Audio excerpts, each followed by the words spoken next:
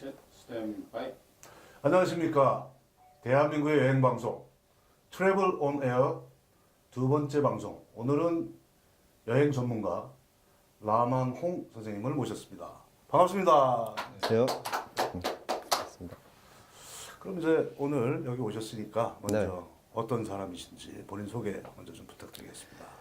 네, 지금 현재 이제 국내하고 국외하고 이제 여행 가이드 일을 지금 한 15년 정도 하고 있습니다. 여기서 말씀드리는 국내라는 것은 이제 해외에서 한국으로 들어오는 관광객들을 국내 이곳저곳 모시고 다니면서 투어를 진행하고 있는 거고요. 저희 이제 인바운드 가이드. 네, 인바운드입니다. 그리고 이제 해외 국외는 이제 여러 여행사에 이제 해외로 이제 패키지로 여행을 나가는 손님들을 모시고 이제 유럽 그리고 중남미, 아프리카 여러 지역을 이제 인솔해서 나가는 일을 하고 있는 겁니다. 에스코터, 투어 네, 컨덕터. 투어 컨덕터입니다. 예. 뭐 멋있는 일을 하고 계십니다.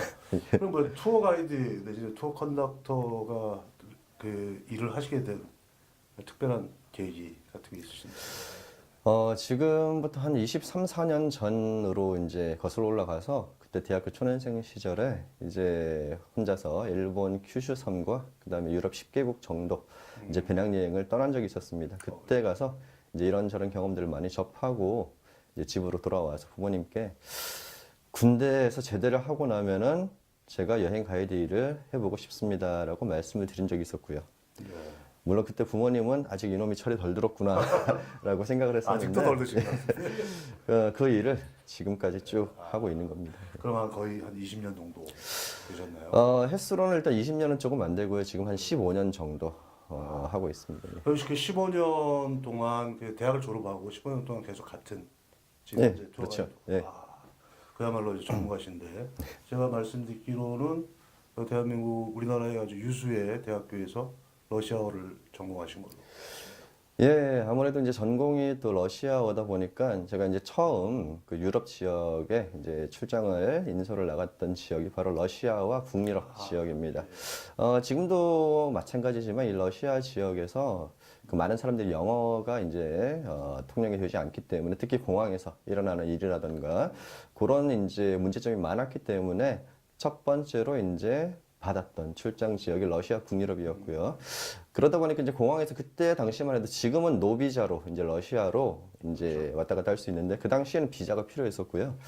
그리고 어느 정도의 한국 관광객들이 조금 차별을 받은 적이 있었습니다. 유럽 차별은 관광객들에 대해서 예를 들어 가지고 이제 비행기가 동시간대에 들어왔을 때 모스크바 공항에 한국 관광객들이 먼저 이제 입국을 하기 위해서 줄을 섰을 때 그 러시아 이제 공항의 이제 관리인들은 아무래도 우리보다 조금 늦게 온 유럽에서 온 이제 관광객들, 뭐 프랑스나 네덜란드나 영국이나 이런 사람들의 이제 수속을 먼저 해줬던, 즉 줄을 서 있는 한국 관광객들을 뒤로 미루고 그 사람들을 먼저 해줬던 일도 비일비재에 있었기 때문에 그때 이제 러시아어를 이제 사용을 하면서 좀 일찍 나올 수 있었던 그런 일도 있었습니다. 예. 사실은 그 여행할 때 그런 그 역량이 에스코타가 그런 역량을 발휘하게 되면은 그 같이 가신 여행객들은 대단히 그 편하신 거죠. 상당히. 일단 그때 갔을 때도 항공사가 러시아 항공 비행기를 타고 갔었고요. 이제 승무원들 전부 다 러시아 사람들이었고 손님분들이 이제 나이 드신 분들이 좀 많으셨기 때문에 이제 영어 의사소통도 좀 문제가 있었는데 그때 비행기 안에서부터 이제 맹활약. 이런저런 네, 러시아어를 쓰면서 심지어 이제 러시아 승무원들이 이제 자기들도 그 여행인 솔자가 러시아어를 하는 사람 처음 본다면서 오히려 저한테 이것저것 많이 물어보셨고 또 나중에 비행기에서 내릴 때는 여러 간식들도 챙겨준 적도 있었습니다. 요새도 뭐 러시아어 하시는 그 에스코타 분들은 많죠. 지금 현재는 러시아에서 이제 그 공부를 했었던 사람들이 그 한국으로 귀국을 해서 좀 아르바이트를 하면서 이제 특히 방학 시즌에 이제 러시아나 또는 구소련 지역에 또 러시아 발틱 지역으로 인솔을 나가는 사람들이 있는데 한정적이죠. 아무래도 그 방학 때만 이용을 해서 나가는 지역이다 보니까 그래서 실제로 이제 러시아어를 사용하는 그 인솔자는 거의 없다고 네 이제 봐도 그러시군요. 되겠습니다. 예. 뭐 언어 능력이라면 또 영어하고 일본어도 조금 하신다고. 아니, 일본어는 아니고요. 일단 기본적으로 투어 에스코트 일을 하면서 영어는 이제 전 세계에서 다 공용어로 사용을 해야 되기 때문에 기본적인 영어를 회화를 좀 구사를 하고요. 그리고 이 일을 하면서 제가 이제 조금 공부를 했던 게 이탈리아어, 예. 이태리어입니다.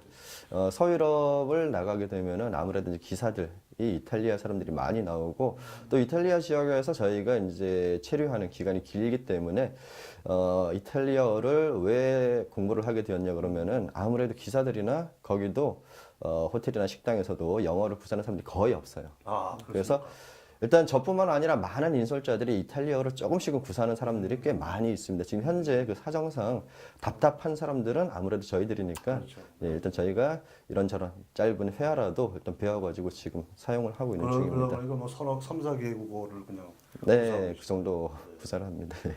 뭐 여행 경험이라 그러면 수도 없이 많으셨을 것 같은데 몇 개국 정도 기억을 하시는지 정확하게 세어보지는 않았는데 지금으로서는 한 7, 80개국 정도 7, 80. 예, 6대주는 다 다녔다고 6대주. 예, 생각하시면 되고요. 그러시군요.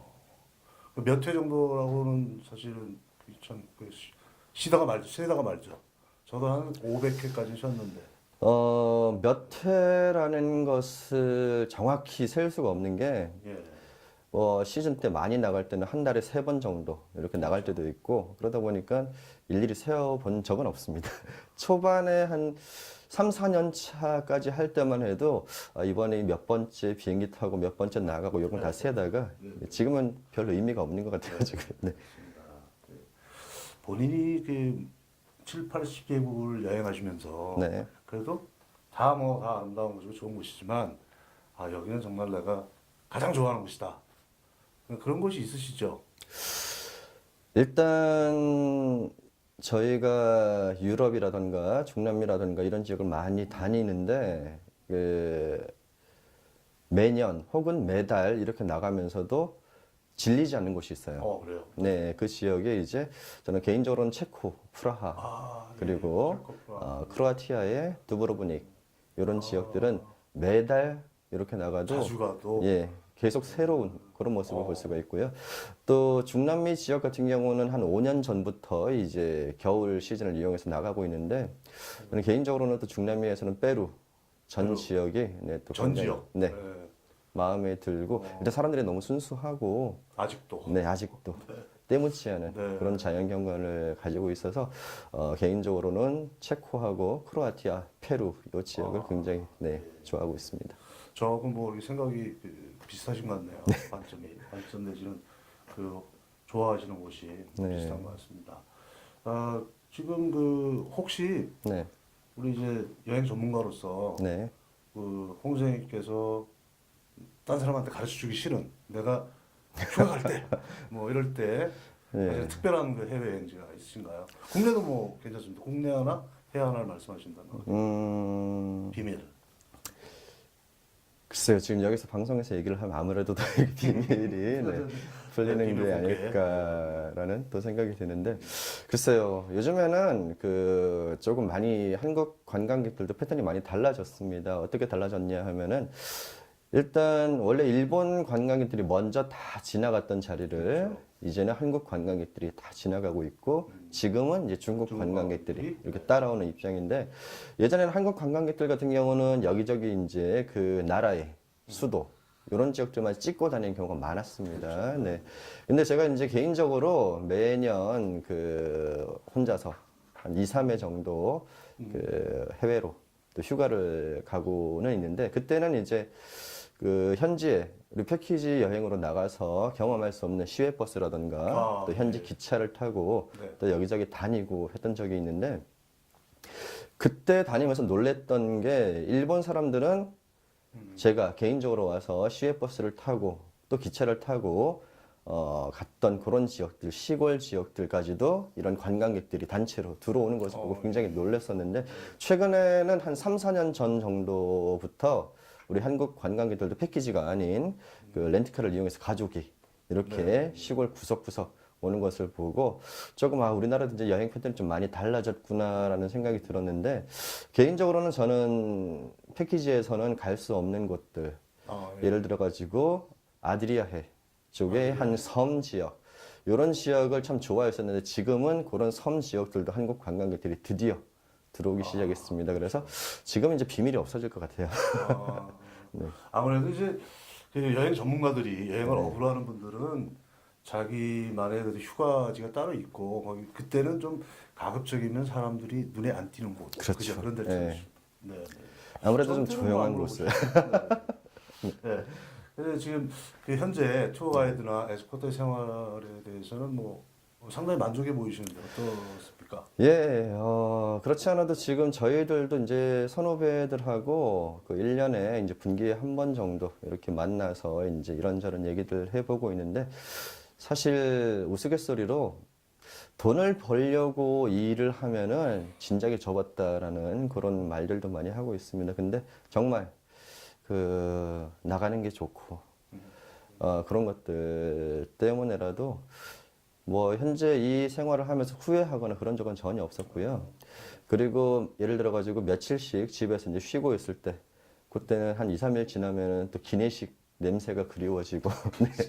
그러다 보니까 천생 직업이다라는 그런 생각을 많이 하고 네, 있습니다. 우리 네. 소위 얘기하는 역마살이 잘 되고 그렇죠. 네. 네, 그 어려운 일은 어떤 직업적으로 어려운 일은 어떤 거고 대표적인 여러 가지 뭐 있겠지만은 어려운 일은 어떤 일이시고 또 이건 특히 좋은 일이다 이 직업의 장점이다 할 만한 건 어떤 게 있습니까?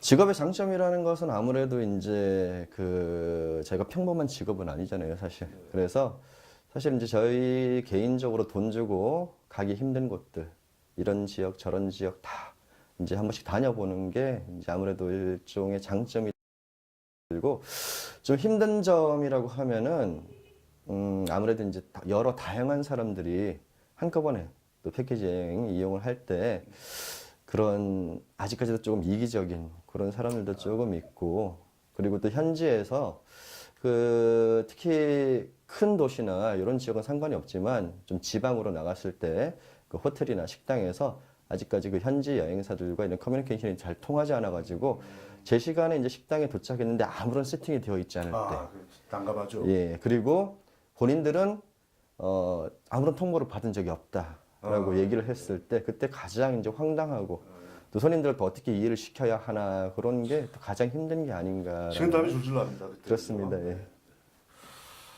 그런 일들이 있군요. 그다음에 그뭐 이건 아까 뭐 잠깐 말씀하셨지만 수입은 뭐 어떻게 만족할 수는 있을까요? 예, 수입 같은 경우는 이제 그 여행 상품마다 조금씩 차이가 있습니다. 여행 상품마다 예. 이제 많은 분들이 사실 이제 여행을 오시면서 잘 확인을 안 하고 오시는 분들이 많으세요. 그러니까 여행 상품에는 현재 이제 뭐 실속, 그다음에 정통, 품격, 고품격 이렇게 다양하네요. 이제 여러 종류의 등급별로 상품들이 있고요.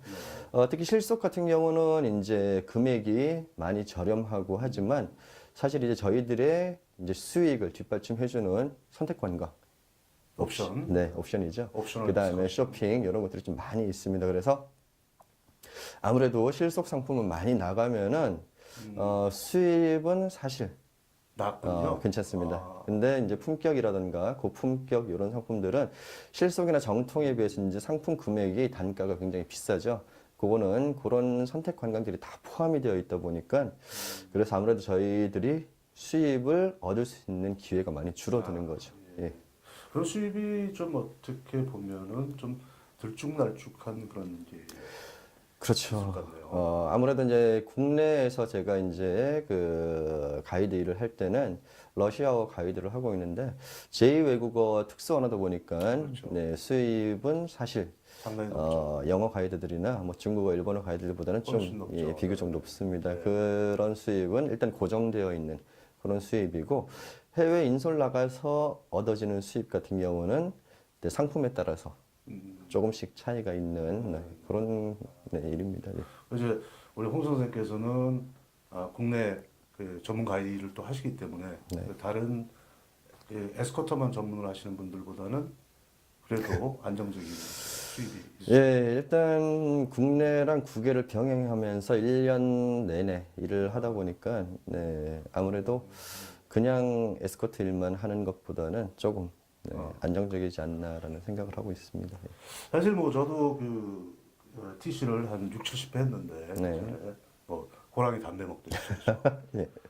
그때 이제 보면은 참 그 힘든 승객분들이 그 손님들이 계셨어요. 네. 이제 전뭐 우리가 터놓고 얘기하면 네. 꼴불견 손님들은 좀 계시죠 아직도.